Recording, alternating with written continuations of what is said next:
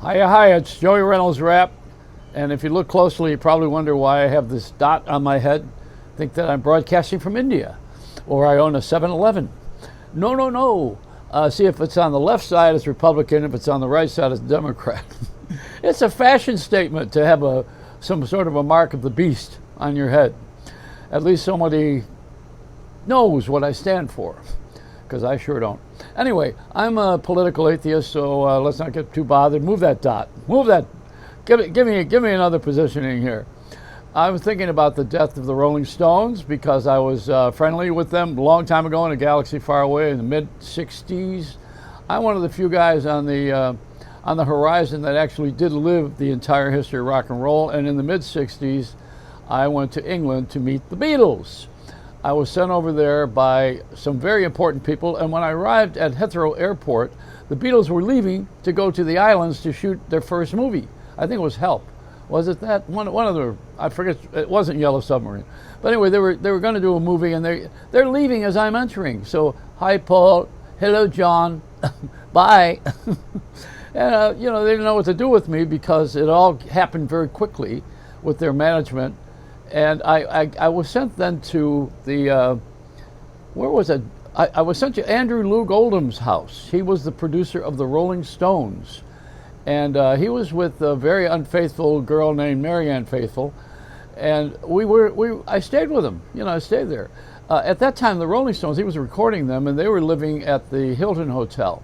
And in those days, I just tell you a little sidebar here, the post office in England, in London, after the World War II, it was bombed during the war, they never restored it.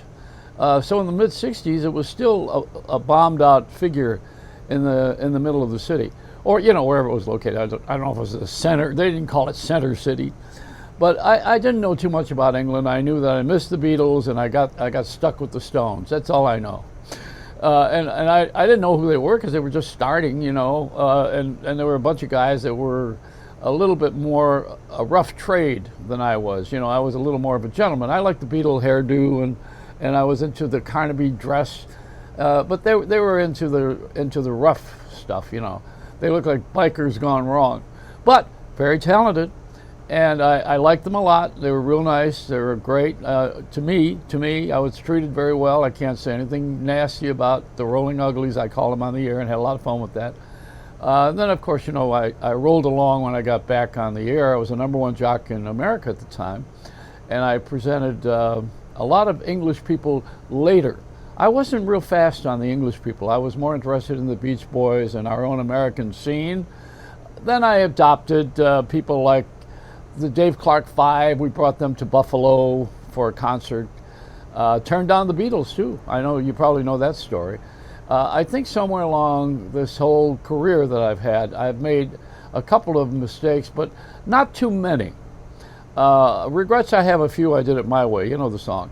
So the Rolling Uglies, the Rolling Stones, let me tell you about this now. This is kind of cool. I was friends with Les Paul. Everybody, I think, knows that at this point if you watch my little broadcast here. And I think narrowcast, it's not broad, it's narrow. I shouldn't say broad, you're not supposed to use that word anymore. So this guy cast that I'm doing, I have with me a story that Les Paul has. Les used to tell me that, he knew every guitar player on the planet. And I was talking to him one day about the Stones, and I said, are they good musicians? Everything's so loud at all those concerts. And I remember I went to see the Stones with Kramer. And Kramer and I were commenting on how the Foo Fighters were very talented. They were really the opening act. They seemed to be more entertaining than the Stones, because the Stones have been around forever, They're the dinosaurs of rock.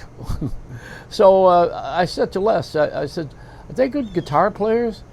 And he said, I did a fundraiser, and I was in backstage with them, and we were eating chicken between the shows and appearances. And he said, they're okay. He said, their guitar playing was finger-licking good.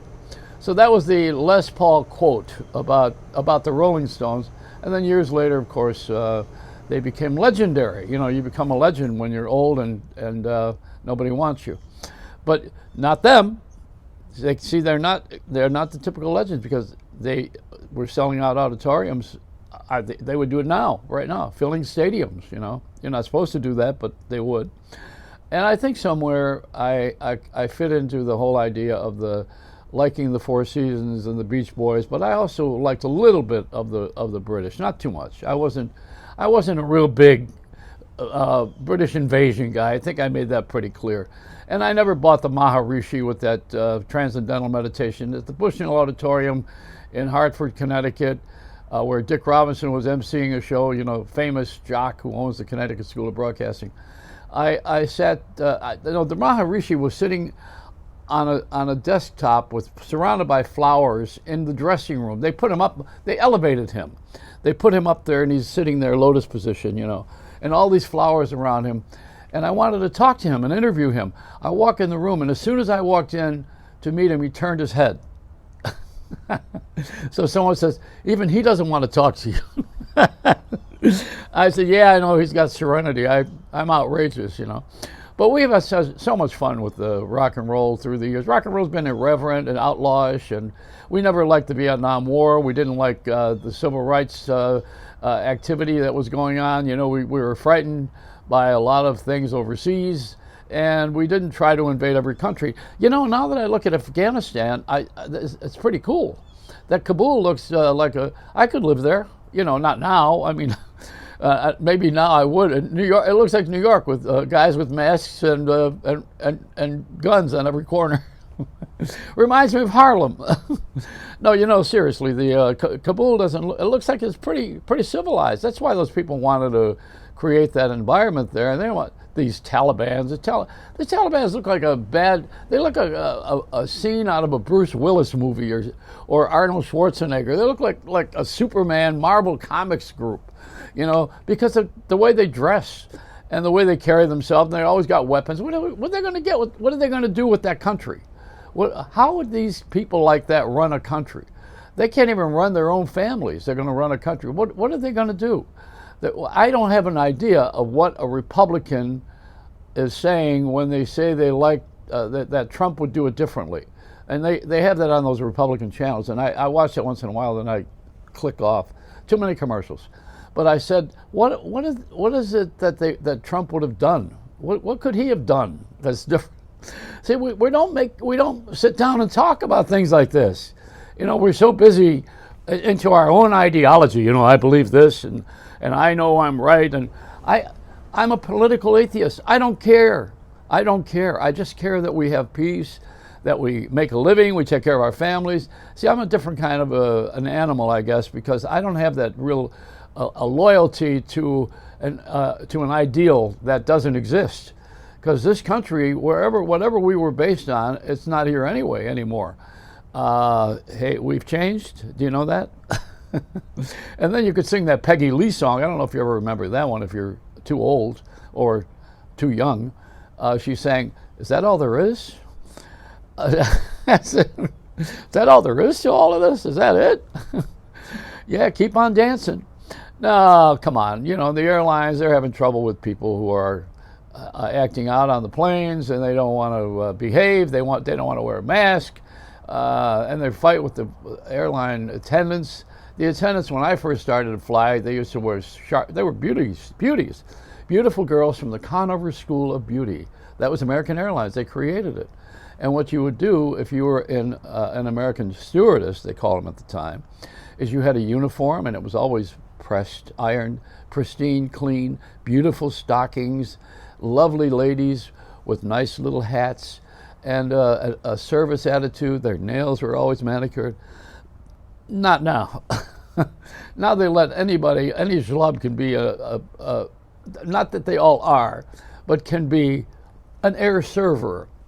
It's a waiter's job in the air with restrictions, But if you don't wear a mask on the airplane, you're a fool, because it's a closed space. But they shouldn't have three abreast anyway. We shouldn't be that close to each other. We really shouldn't. That's it. I wanted to clear my throat and clear my conscience, and also get rid of this dot on my head. It's a Reynolds wrap.